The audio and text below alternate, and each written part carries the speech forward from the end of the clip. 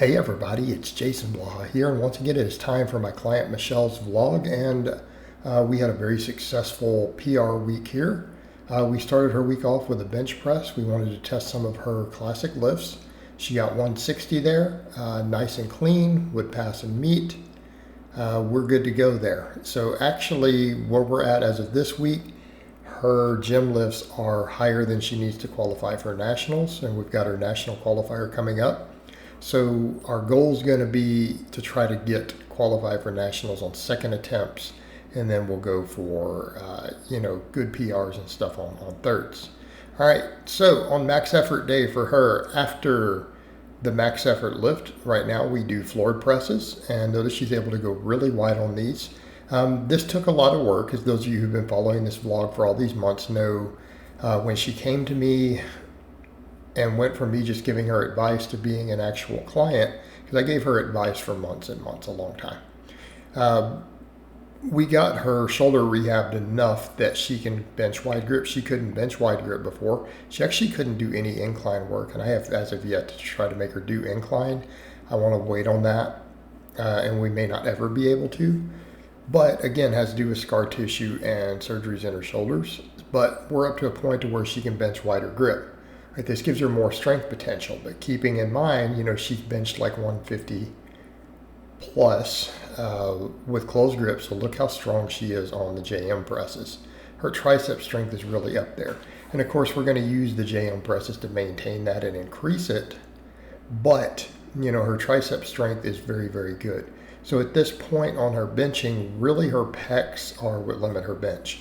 Before anyone says lats or upper back or any of that, how many chin-ups and stuff she can crank out. Okay? She is a woman who can do like 8 or 9 chins, or more actually. I think her best ever has been something like 12. All right, she doesn't have a back weakness on her bench. At this point, it's just pecs, and it's pecs because of the fact that she had to close grip only for years and years. So we have to bring her chest up. Just like on her squats and deadlifts, it's posterior chain. Right, her back is plenty strong. We need glutes, we need hamstrings, we need adductors. All right, so we do a lot of volume for her. People will note at this point that her volumes are higher than mine, even though our programming is very similar. Her training volumes are higher. Now, we may reduce some of that as I get more aggressive on the speed work over time, because she does have a meet coming up. I'm gonna start getting very aggressive on the speed work, okay? We're gonna have to take it up a tier because we're a couple months out from a meet. But for now, we add all this shoulder work in. We may not need this much shoulder work long term, but she can handle it on the recovery. So we do it. We do it because again, we need to get her thicker. We need more muscle, right? And notice that she's recomp. She's noticed that too. She's like, my waist is smaller and I look bigger at the same body weight. So in the time that I've had her, she's recompositioned. And a lot of that is because she was on really like a more pure type powerlifting program in the past, to where there wasn't a lot of training volume. She never got the hypertrophy that she really needed to take it up to the next tier, which is one reason she's made a lot of progress. All right, deadlift 315. For her class as a sub-masters, because she is 35, so she's a sub-masters, that would be a state record in comp. So we're real happy about that. Plus, that puts her well past the qualifying total that we need. All right, at present, she does lat work on all of her training days. Okay, all 4 training days. So she's doing chin-ups here. So after we deadlift, we do chins. And again, notice she's pretty strong at chin-ups, right?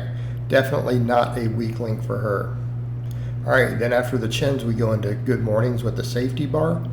And yes, again, I am very aware that her volumes are high. We do about 5 exercises for accessory work or supplemental lifts every single workout, and that's a fair amount. But keeping in mind they are all kept at about 3 sets. Some of them go to 5, right? Such as the reverse hypers, but it's a traction-based movement. It's restorative. I'm less worried about overuse or overtraining there. Not really as big of a concern. But as far as the other stuff goes, we limit the volume quite a bit.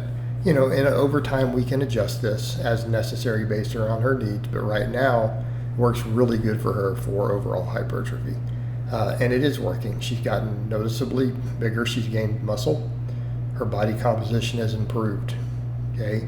And we've done this without significant changes in body weight.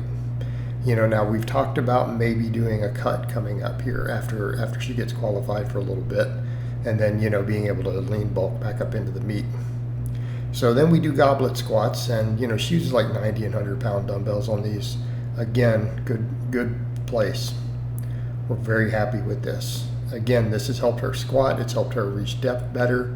I will eventually need to rotate it. She's running out of dumbbells. She's getting too strong. All right, she's getting too strong. So we may need to change to something else. And I may very well put her onto single leg presses. All right, maybe what we need to do.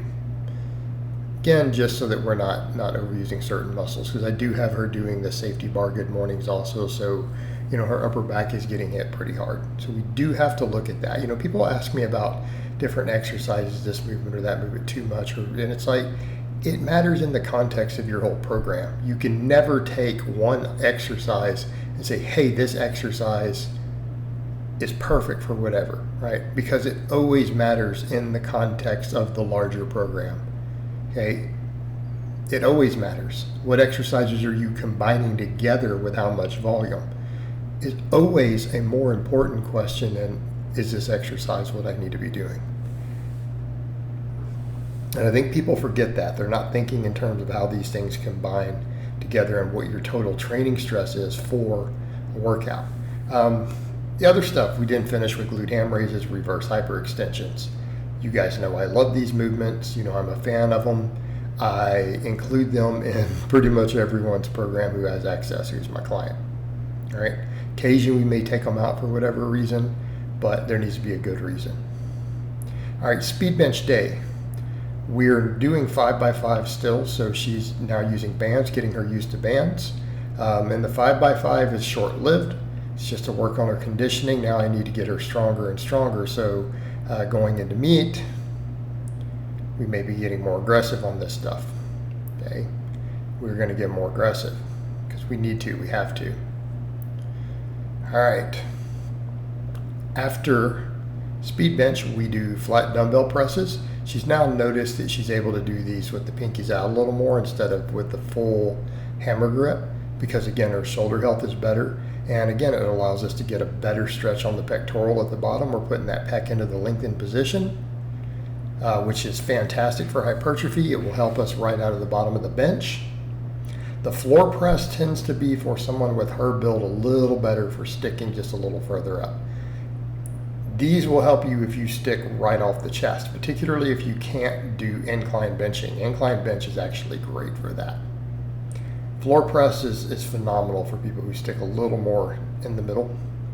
But anything that works your front delts, like the plate front raises, incline, any of that is great if you're right off the chest on this.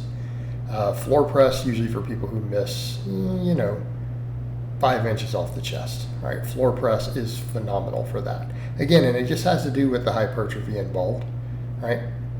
Teaches you to push through that, builds the muscles in that area. A lot of fiber specific to that. They're both great chest exercises, by the way. They just go about it a different way. All right, after the dumbbell presses, we do the JM presses. Again, her tricep strength is phenomenal. If you look at the angles involved and the weight that she's able to use there, I have a lot of male lifters, obviously not really strong ones, but male lifters who can't do that. And anyone who's messed with JM presses and filmed themselves can look at what she's doing and realize, yeah, that's good. All right, just to change things up so that, again, we avoid some overuse, because we do a lot of volume for the upper back. She's using the rings this time for her inverted rows. Again, we're just changing angles a little bit. And I like a lot of my advanced lifters to do that. Just minor changes. Changes in your dumbbell angles, change a bar, change a grip. Even on the similar supplemental lifts, again, it helps stave off overuse. Okay, be very, very useful. All right, here we go with the plate front raises, which again, get her stronger immediately off the chest. Right, that's where she's weakest. We need those front delts, we need the upper pecs, all that stuff. Get you moving. right out of the bottom. If it's not your lats, and in her case, we know it's not her lats. Lats are strong. And this is where we get her bench PR. All this chest and front delt work. Okay, this is where we get to that next tier. We just hit a 160 real clean. It's like, now can we get to 170? Can we get a 170 on the platform? Okay, that would be a great third attempt. All right, dynamic effort lower speed boxes with bands for 5x5. And again, notice the hamstrings fight her a little bit here, right? She's fighting a little harder on this with the bands versus the chains still. So we do need to clean that up just a hair. But again, it has to do with, we're still seeing those hamstrings need to get stronger. But we are training the hamstrings. Just making a minor note as a coach of seeing where the weak links come out in the technique. Okay, and you can see it there. Deadlifts, speed sumo pulls, which she actually mentioned to me today. She's like, I really, really love these. I'm a fan too on the deadlifts against bands. I think if more than anything, just because of the traps, your traps light up and your grip lights up on these, right? Anyone who's done heavy bands, in this case, we're running 25% of her max in band tension. Anyone who's done this knows what I'm talking about. It feels totally different than chains. Different beast, just the trap and the grip overload is pretty intense. All right, afterwards, we do chins. More chin-ups. We keep working that upper back, that middle back. Also, they help with grip. And this is something I point out too. You see a lot of people, they want to, do their lat work with straps, when really your lat work is where you get most of your grip training. It's actually better grip training than your deadlifting is, right? Strapping up for it just so that you can cheat and go heavier, you're hurting your grip. You're hurting your deadlift by doing that. Unless your grip is just so strong that it's not an issue. If you're one of those people and you want to do some cheat rows or something, by all means, strap up. But by doing lat work all 4 days, we're continually challenging the grip and keeping in mind, the endurance nature of your forearms and grip muscles. Okay, they like higher reps. They like holding a lot of tension for a long time. Okay, so those high rep lat movements done with just your normal grip, that actually improves your grip. Again, that should be the vast majority of your grip training. All right, goblet squats are still good. Then of course we finish up with, you guys guessed it, glute ham raises, which she now does weighted. Look at that. Doing them weighted. So again, the hamstrings are getting stronger. She PR'd on the reverse hyper. She got 210 pounds this time for her work sets. Glutes, hamstrings, erectors, all of it's getting stronger. This is the reason that deadlift's going up, okay? We got to 315. All right, we start looking at that and go, okay, what do we need to do to get to 325? Well, not her upper back or mid back holding her back. It's not her grip. What is it? Glutes and hamstrings. All right, more glute, more hamstring. Particularly hamstrings for her. But really, if I'm noticing where she's kind of sticking on that max, it looks almost like more glute, doesn't it? So we keep working now. All right, guys, but that's really all I have to say on that today. I hope it's been informative, and I'll talk to you guys next time.